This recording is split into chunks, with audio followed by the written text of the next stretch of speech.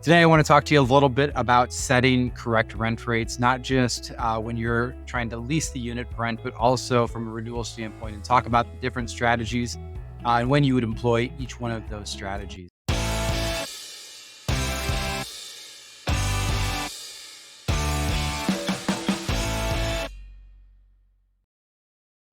Hi, this is Mike Mefferd at Bridgestream Property Management, where we aim to be the bridge to multiple streams of revenue for our clients. Here at Bridgestream, it's our mission to enhance the quality of life of the people that we serve. And as such, we want to make sure that we're providing useful content to help the self-managing landlord out there manage their units effectively and to the best of their ability so that they too can achieve that real dream of generational wealth through real estate investing.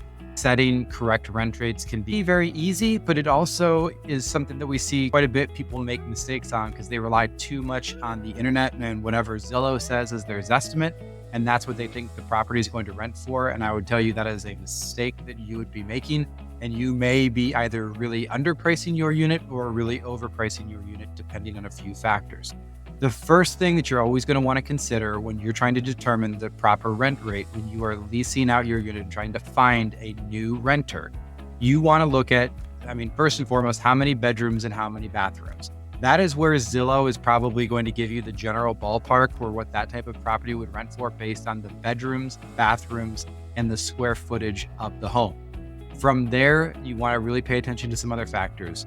What does the neighborhood look like? When you walk the home, what is the floor plan like?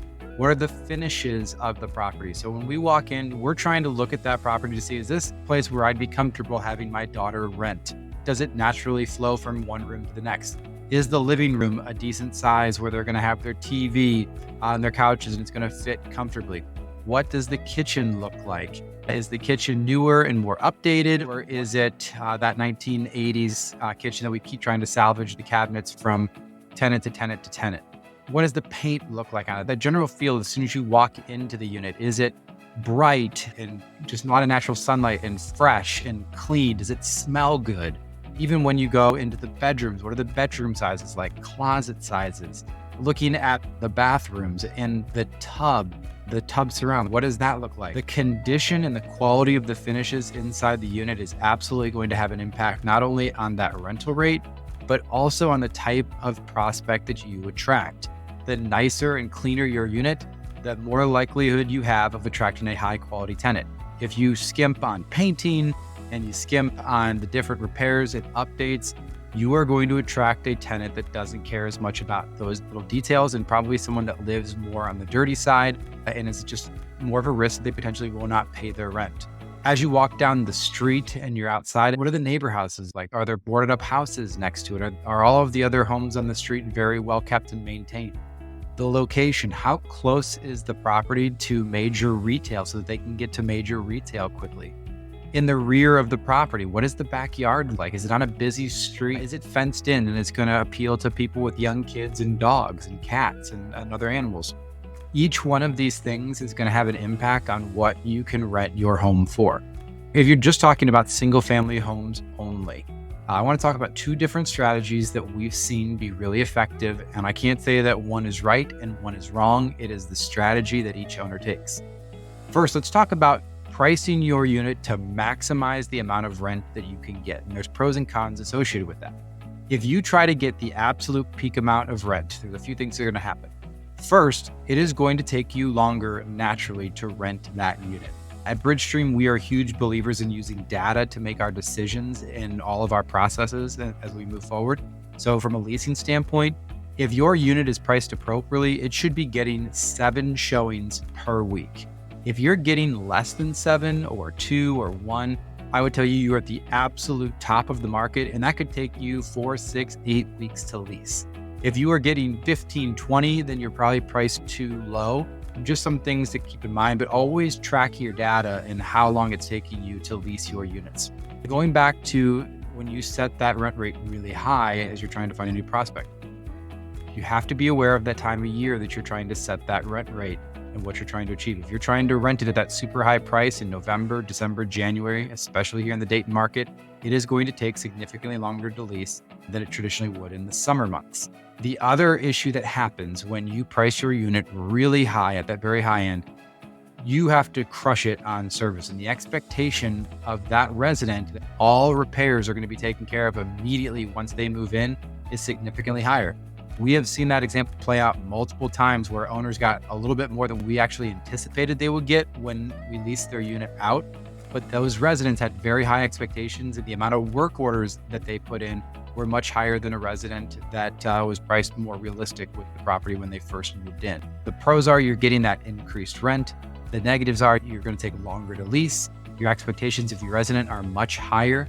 And then the last piece to really consider, when people are considering at the lease renewal time period, you have to be very careful that they don't look at the market each time their lease is due and potentially move. It creates more turnover naturally from your resident as they look to the next opportunity because they know they're at the absolute peak of the market. Now, conversely, on the single family home, if you are at the lower end of the market, you don't have to have all of your finishes as good as new. You don't have to have brand new cabinets and countertops. As long as it's clean and functional, you're okay. Your unit will rent much faster if you rent more at the average for that area. And the likelihood that that resident is going to leave, we typically see this, they stay significantly longer because they know they can't find anything at a better price. And so you really lower that vacancy rate on your unit. For those of you that have had rentals in the past, you know that vacancy is the absolute killer. The last thing you want is a move out for that resident. So if you asked me and you wanted to get an extra $50 a month, or you wanted to lower that by 50 and have a tenant for an extra 3 years, I would tell you lower the rent and keep the renter in the unit longer. It will protect your cash flow long term. It's not worth it for that extra $50 a month. Now that's on the single family side. On the multifamily space, that is a totally different animal, especially as you get into the commercial space at 5 or more units. In that scenario, and it depends on your strategy as an owner and where you're trying to do with your property. If you are trying to just maximize the cash flow on your property from a multifamily standpoint, you want to make sure that you are keeping, again, vacancy very low. So you don't want to be driving and pushing rents as high as you can. You want to just have small little rent bumps along the way. Don't go crazy because you want people in there as long as you possibly can. But if you are in a scenario and your strategy is kind of a 3-year hold or a 5-year hold, or you're getting ready for a refinance, you want to start being very, very aggressive at how quickly you can push your rents to get the value of the property up. If you think about it, and for those of you that don't understand this, of how multifamilies are valued in the commercial space, they're valued based on the net operating income that the property generates. So $50 increase in rent will equal a significant amount of extra property value. Let me take you through an example real quick of how this increases the value of the property very quickly in the multifamily space, since it's valued based on the NOI of the property, which is net operating income, and cap rate. If you can increase the rent of every unit by $50 per month in a 20-unit building at an 8% cap rate, you're going to add $150,000 in value to the property just from those rent increases. This is where it gets super important to really be pushing those rents and seeing how high we can get that rent roll up. If you're preparing to either exit a multifamily property that's above 5 units, or if you're trying to refinance, that strategy can differ greatly. And we really want to push those rents as much as you possibly can at renewal, and also when you're trying to find a new renter.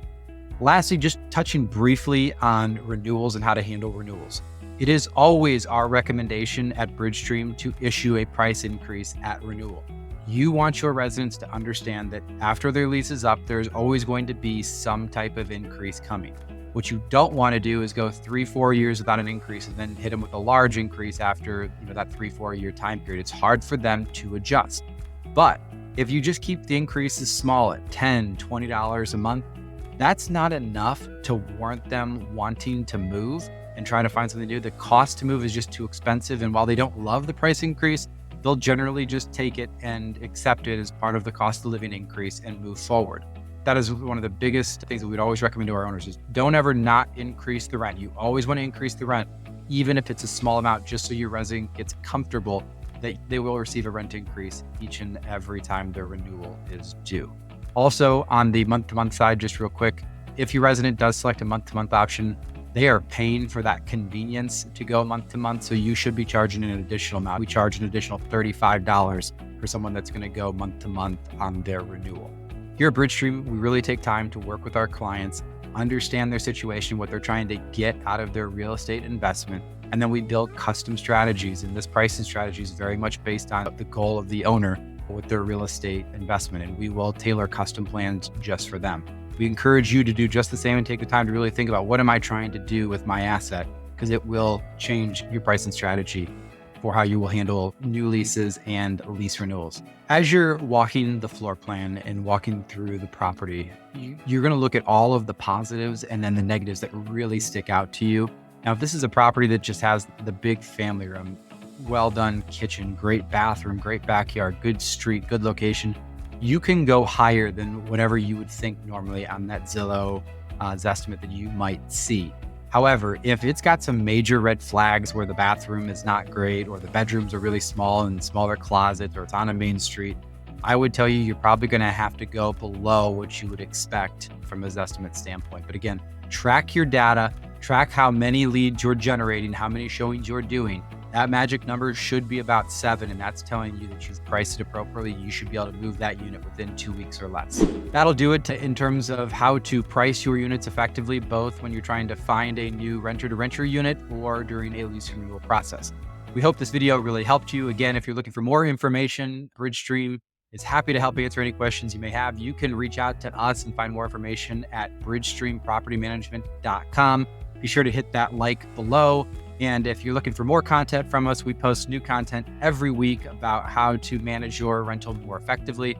You can just go ahead and hit that subscribe button and get signed up, and we'll be happy to continue to share all this information with you and help you in any way that we can. Have a wonderful day, and until next time.